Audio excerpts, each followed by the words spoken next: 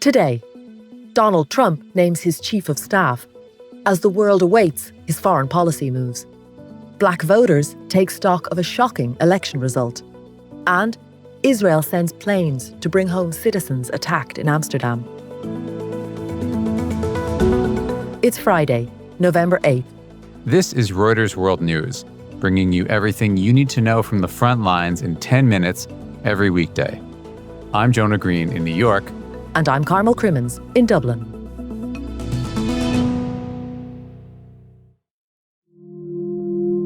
Setbacks are unavoidable, but giving up is unforgivable. Speaking from the Rose Garden, President Joe Biden sought to console fellow Democrats who are alarmed by Donald Trump's return to the White House.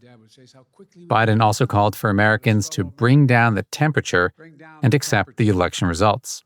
I also hope we can lay to rest the question about the integrity of the American electoral system. His comments a direct rebuke of Trump, who sought to overturn his 2020 defeat and raised baseless claims of fraud this year as well. Yesterday, I spoke with President-elect Trump to congratulate him on his victory, and I assured him that I would direct my entire administration to work with his team to ensure a peaceful and orderly transition. That's what the American people deserve. Biden also praised his vice president, Kamala Harris, though many Democrats now blame her loss on Biden's decision to run for re-election in the first place. The Ice Maiden. We call her the Ice Maiden. Susie likes to stay in the background. She's not in the background. Come here, Susie Wiles is definitely not staying in the background. President-elect Trump has picked his 2024 campaign manager for a front and center role in his second administration. The 67-year-old will be the first woman to serve as White House Chief of Staff. Hers is the first appointment in what's expected to be a flurry of staffing announcements as Trump preps his return to the Oval Office in January.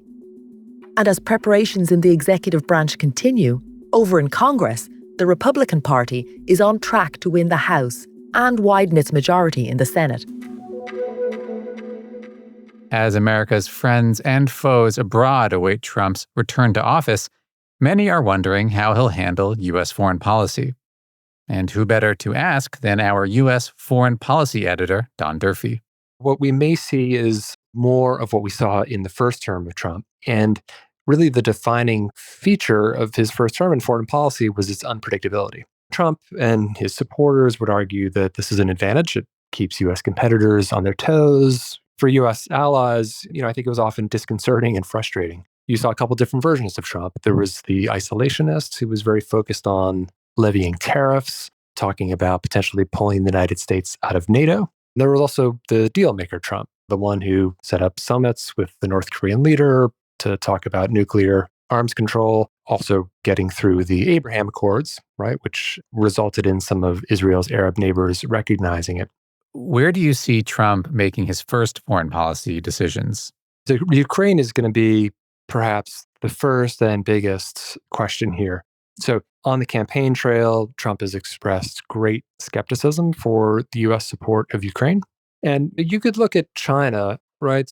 During his first term, there was obviously a big trade war with China and tariffs that were levied back and forth between the two countries. And he has promised to do a replay of that with even larger tariffs this time, potentially going as high as 200% on some products. And his approach has often been, you go in strong with something like tariffs and then use that as an opportunity to negotiate for what it is that you really want. And for a more in-depth look at how Trump will navigate Russia's war in Ukraine, check out our weekend podcast out tomorrow. Israel's government is sending 2 planes to Amsterdam for citizens injured in attacks targeting Israeli soccer fans. Videos circulating on social media show a group of men chasing and assaulting other men, and riot police intervening. Israeli and Dutch officials have described the attacks as antisemitic. They follow a soccer match between Ajax Amsterdam and Maccabi Tel Aviv. Dutch police have detained 57 people. Over 10,000 people were ordered to evacuate communities northwest of Los Angeles as fierce seasonal winds drove a wildfire down dry hillsides into ranches and homes. Authorities say the blaze has burnt over 20,000 acres. Argentine authorities have charged 3 people in connection with the death of One Direction singer Liam Payne. Payne fell from a hotel balcony in Buenos Aires last month. Those charged include a suspected drug dealer, a hotel employee who may have provided Payne with cocaine, and a person who was close to the singer, the authorities say.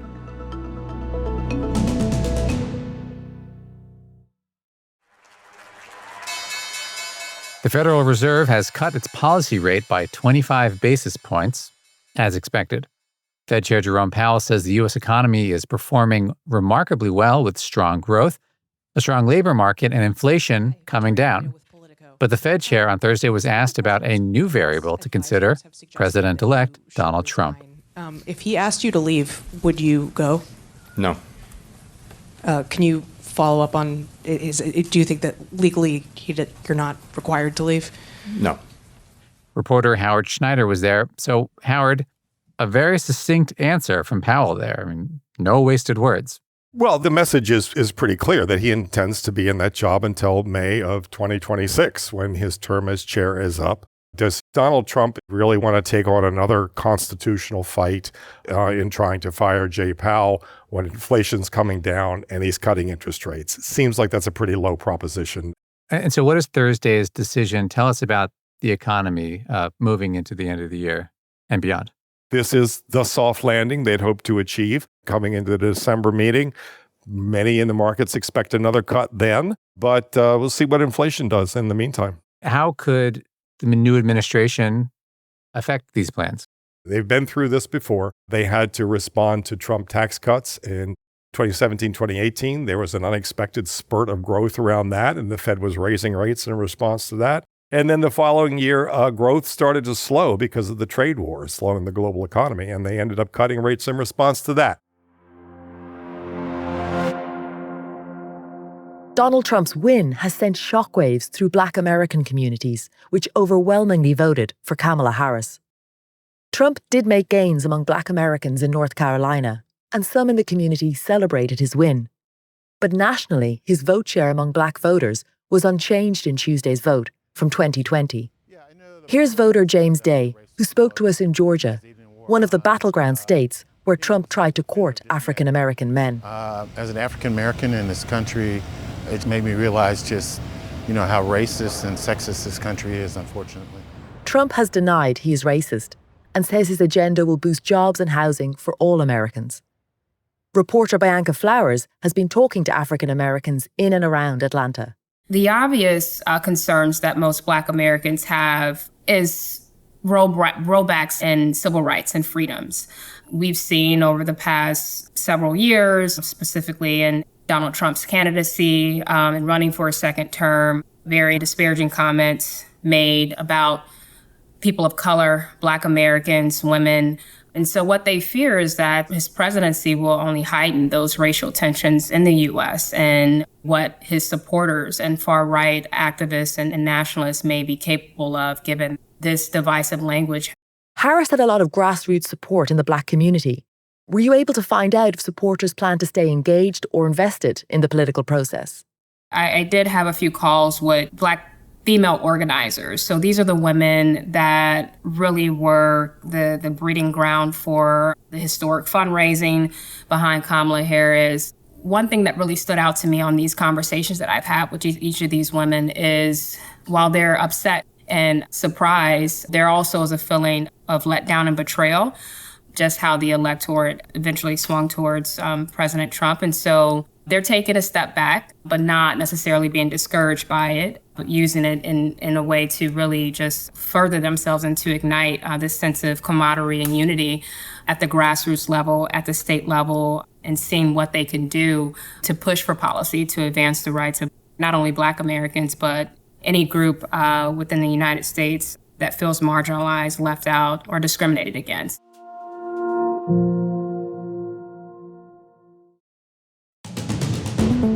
And before we go, our recommended read to see you into the weekend is about how Elon Musk's dreams of getting people to Mars will become a bigger national priority under Donald Trump. You can find a link to the story in today's pod description. for more on Trump's space policy agenda and Musk's Mars mission. And for more on any of the stories from today, check out Reuters.com or the Reuters app. Don't forget to tune into our weekend episode on Trump and the war in Ukraine. And to never miss an episode, follow along on your favourite podcast player. We'll be back on Monday with our daily headline show.